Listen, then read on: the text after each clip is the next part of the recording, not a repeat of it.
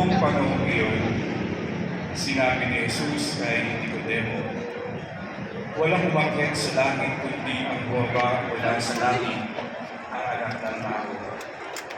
At kung paano tinaas ni Moises ang ahas doon sa ilang, pero hindi naman kailangan itaas sa anak ng tao upang ang sinumang sumasampalataya sa Kanya ay magkaroon ng buhay na walang hanggan.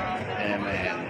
Kaya lamang ang pag-ibig ng Diyos sa sanlibutan, kaya ibinigay niya ang kanyang bugtong na anak upang ang sumampalataya sa Kanya ay hindi mamahaba, kundi magkaroon ng buhay na walang hanggan. Sapagkat sinugo ng Diyos ang kanyang anak